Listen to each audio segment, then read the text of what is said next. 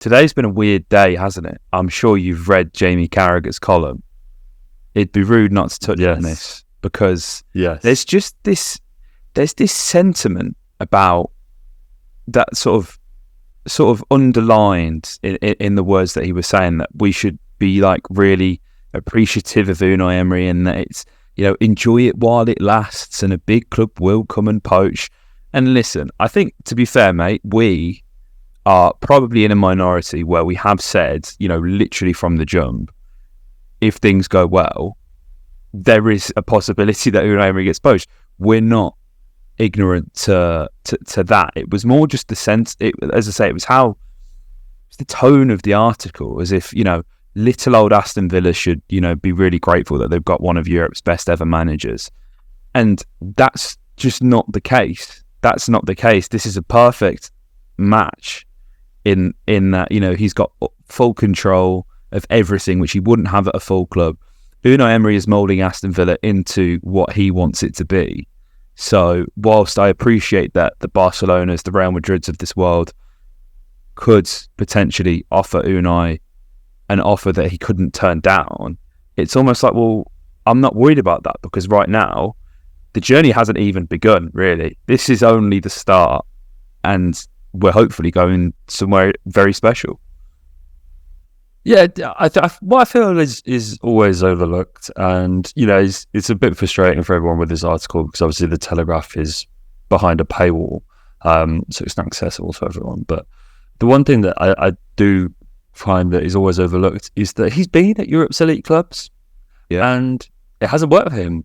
There is something very special about Unai Emery and what he has achieved at that, and I've said it myself, mate, this second tier of clubs, let's be honest. In La Liga and now in England, the work that he's done with Sevilla and Villarreal and Valencia and now Aston Villa, who are just down from that top set. They're not the Clásico clubs in Spain. They're not Atletico Madrid. They've had stories of success to match them, but they've not quite been at that stature. And it is where, because of those clubs, at Arsenal and Paris Saint-Germain that I'm referring to, where Unai had he still won very respectable amount of trophies at Paris Saint-Germain, but now that we've had a year with him, you can see that he's not. You need a manager that almost comes in and a man like has an ego that commands the respect of that dressing room. And I just think with Unai, because of he never had a distinguished playing career or anything like that, and the fact that he's got this track record, which he's a Europa League specialist, he's not a Champions League specialist, meant that never would work. And it's when I think at this kind of level of club where we have attracted a manager that commands the respect of everybody because of where we've been in recent years compared to where he's been in recent years. We know he's had a far more successful kind of last 10 years than the Villa have. And so he's kind of come in and commanded the success of everybody. And that comes with its own fears. Both you and I have spoken about the kind of, we've been a little bit hesitant where we've really given Unai the keys.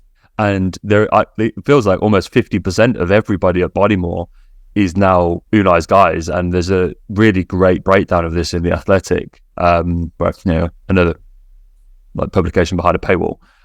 But everybody from the recruitment guys to the PAs to the coaches to the fitness guys to the physios, they're all Unai's guys. Monchi down all the way out to the scouts, everything. And with Johan Langer going, and he's poached a couple of guys, Rob McKenzie from the scouting department. Yeah, you imagine those are spots that will be filled with Unai Easters, and so that brings its own perils, because whatever the departure of Unai Emery, how soon or how far, I pray it never comes. And if it does come, I pray it's under good circumstances. But inevitably, when that comes, regardless, we are going to be left with a chasm at Bodymore. Like, you're not just replacing a fitness coach, you have to replace everybody. Like, half of the working staff at the training ground have to be kind of picked up again. So there are perils with that, but right now it's working, and it is working brilliantly.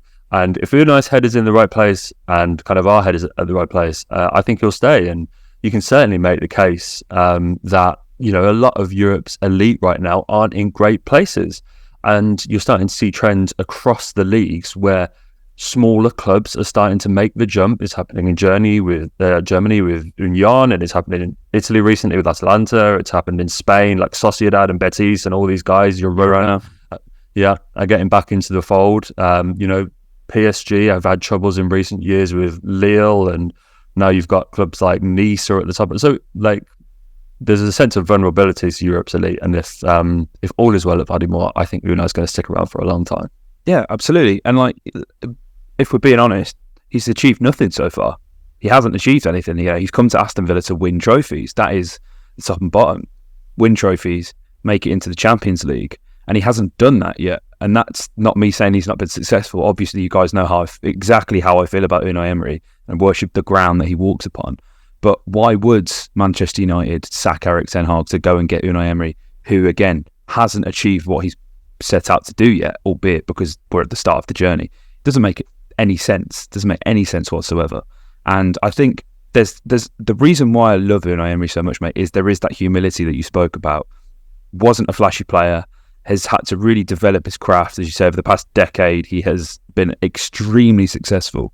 But if you look at some of the spells before Sevilla and Valencia, I imagine that they weren't as successful while he was learning his craft and plying his trade, as is the case with anyone in any walk of life. So it's just one of them ones where, like, an article like that's really annoying, especially from someone like Jamie Carragher, who you would expect gets a club like Aston Villa. Like, I know we are a sort of rung below, but within our own right, we are an absolutely massive club, and any manager would be fortunate to take the job at Aston Villa. And I feel like Unai is now awaking a dormant beast.